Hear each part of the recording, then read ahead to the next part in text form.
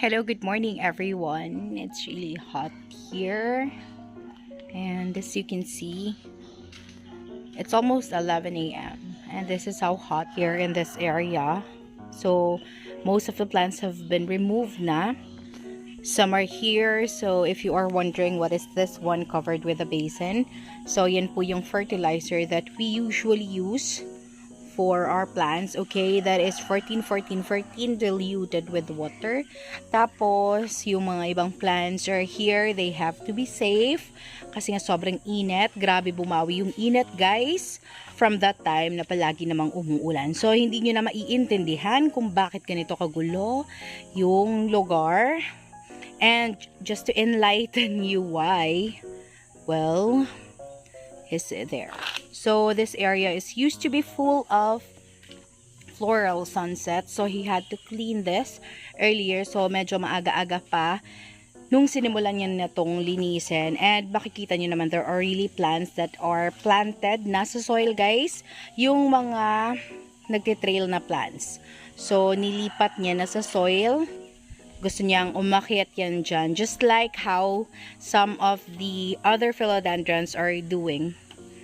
So, ayan o. Yung William, guys, umaakyat na din siya sa pole. Tapos, yung green emerald, yung Bernardo Pasiae. Tapos, yung radiatum. So, ayun, umaakyat na sila. So, yun din yung gagawin ng ibang plants na nagtitrail, guys. Even itong philodendron lemon lime. So, siguro may ilalagay na bago dito. Wala ka namang nakitang snake?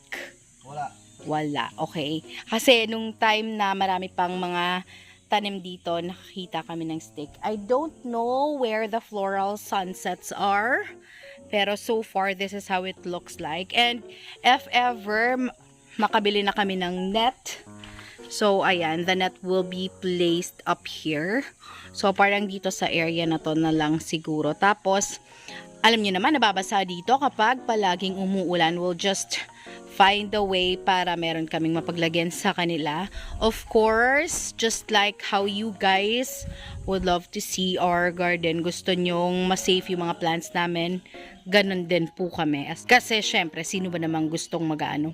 Nag-chat siya sa akin kahapon. I was at work. Nag-chat siya. Parang mababaliw na daw siya sa kaka-transfer ng mga plants. Kasi sobrang init na nga dito.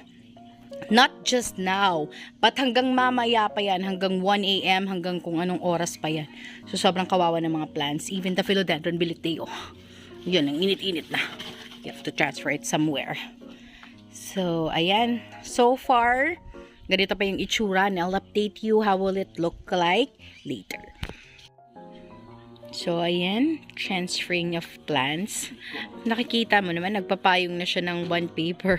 Sobrang init na kasi, guys. Tapos mamaya, yung init, pupunta pa yan dun. Ay, nako, walang katapusang init. So, he has to transfer most of the plants, guys.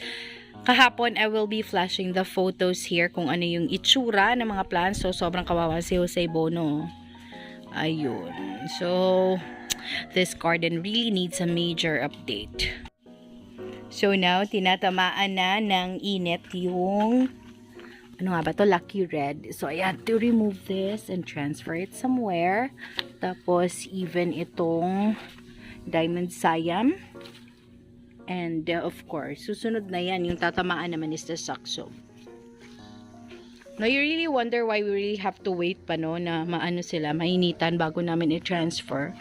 Ewan ko, ganun si Gerald eh. Maya-maya, yung mga nakaline naman dyan, yung mga maiinitan, and that's what we will be transferring later.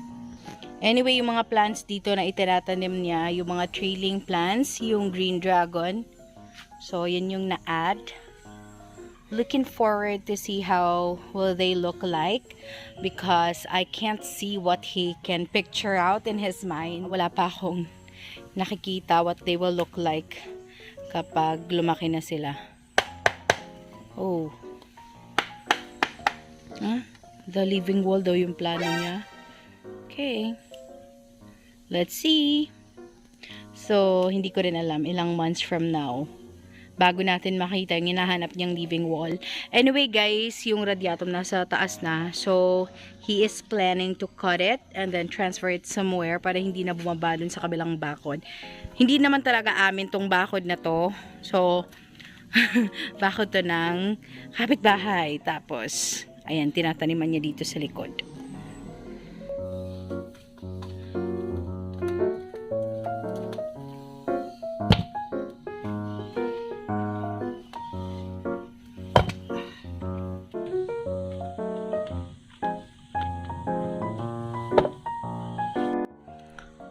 Guys, we just had our meal and this is how the setup is looking like right now. So far, this is the update. I'm really looking forward to put the net up here. So, it will be complete. But for now, ganito na lang muna. So, if you are wondering what are those cylindrical concrete na mga ganyan, hindi ko rin alam kung saan galing yan and kung para saan sila. But maybe because he was living somewhere na medyo umaakit talaga yung tubig ng dagat. Maybe that's why they have that. So, dinala lang yan dito nung nagkabahay kami. That's why ito yung ginagamit namin ngayon as patungan ng pots. Temporary lang yan muna kasi tinignan ko muna yung anong bagay na halaman niya ilagay dyan. Okay, so trial and error pa pala tayo dito and hindi pa sure if that's really how it will look like after. So, okay, good try. So, kailan kaya yung net? Ooh, yun na lang yung kulang. So, ayun, pabago-bago na lang muna kasi hindi pa sure. Tambog ka, oy, buyag. Yeah. Oh my God. It's a huge earthworm. Ay, iput. It's a huge earthworm. So, medyo mataba talaga yung lupa dito, guys. And this has been here before pa. And as you can see, sobrang laki ng earthworm. Ayan. We are wondering where we could put this. So far, as of this time, this area, which is supposed to be the area of our plants, is now the hottest. So most of our plants are being placed there, which is far from here na, and they're being rearranged. So that area na merong mga pole na maliliit, syempre DIY yan. We are planning to use the net. Actually, na-measure na niya how long the net will be or how long is the net that we will be buying, and cause very much needed talaga for the safety of our plants. So we'll get there so we can see what he is doing and how is it so far. So it is super makalat here. The pots are everywhere, as in super duper everywhere. And eto, look at the cylindrical concretes, guys. I don't know if that's how you call it, pero they are now being used as something where we can put the pots. So, hindi na sila abot ng baha, and hopefully, ganun nga talaga. Takot ako dito, baka kapag umulan, dalhin ng tubig yung mga lupa dyan kasi nawala yung cover na rack, which is, which is supposed to be this one. Kung saan merong earthworm na super laki. The first few pots are here. Ayan. So, Marcianum, cardboard, Birkin, Rojo Congo na dalawa. Oh no, this is a red diamond. Tapos, the golden Millenonii, Philodendron, Jose Bono, and that big red Congo is over there. I do not know where to place it. Meron ding Royal Queen. So, it really depends upon the one who is arranging. How will they look like in the end? So, looking forward to update you what's gonna be the final result for this little makeover that we are doing for our garden. Because as of now, this is the least that we can. So guys, inabot na kami ng hapon and here we are. Still, nagkakalat pa din yung mga plants and up to now, we don't know where to put everything. And as you can see, parang na-empty na yan dyan. Wala na masyadong mga plants except for those big ones that we haven't transferred yet kasi medyo may bigat. Ayan, eto yung mga mother plant. he is planning to put them all together, and I have seen in Marilu Beach Resort how beautiful they are whenever they are being placed together in one area. Tapos, here it is. We are now here dito sa bagong ina-arrange niya, of course, and makikita nyo naman. Nandito na sila and meron ng mga plants. But according to him, this isn't the final arrangement. It's just that nilalagay na lang niya dyan para merong basis as to how they will look like in the end of this mini makeover that he is trying to make here. Ang plano ko is lalagyan dyan sa baba ng mga bato. Yung mga bato na maliliit. I don't know how do you call it.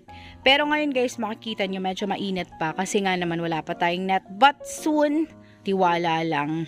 So far, how it is going? Madali lang ba? Mahirap. Mahirap. Pulang-pula na nga siya.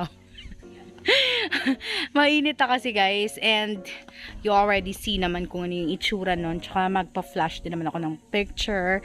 So you'll have the idea how hot it is from lunchtime or almost lunchtime up to now. So yan, nangangailangan ng makeover, which most of you suggest naman, sinasuggest nyo na dapat gawin talaga namin to. Uy, dapat ba ganyan yung mga nakapole, hindi ba nasa likod sila dapat? So, alright, meron siyang mga plano. So, I'll just let him have his plans because wala naman akong idea how it will look like in the end. So, siya yung nagpaplano kung ano yung gagawin namin dito. This is actually a mini vlog. This isn't really the full vlog kasi we're not yet done about this. But I will still be uploading this, guys, because I want you to be a part of this journey. Syempre naman, nakikita nyo how our plants are doing every time binabaha kami, every time na mainit. Yung mga nakaka-relate, how it feels kapag palipat-lipat yung mga plants sa garden. So, here we are right now. We'll make you a part of it. Kaya ganyan. Nganong na ay pinaakan eh. Murag nasamad. Alright. So, yun nga. Yun nga yun. So, yung net na lang yung kulang. Tapos, yung mga ilalagay na braces siguro dyan. We have to put a brace before we put the net. Hindi ko alam paano gagawin. So, I'll just let him do it. Ayan. Trust the process. Alright, that's the word. Trust the process. Here it is. Di pa tapos yan. I don't know kung matatapos ba kami dito sa part na to today. Definitely hindi pa tapos kasi it will really take some time for this one para ma-arrange. Kasi meron pa mga plants dito na hindi mo maintindihan kung bakit nagkaganito. Tapos yung mga itsura ng mga pots that are scattered everywhere. So, ayan, yung mga elephant ear, hindi ko namamalayan, lumaki na pala sila. By the way, guys, we are calling it elephant ear, but they are just a pure green Dieffenbachia. I don't know how to call it in your place. So, iba-iba naman tayo. So, hindi mo na maintindihan kung ano yung itsura ng mga plants dito. But, as of now, mas mabuti na meron na siyang plan on how to arrange them.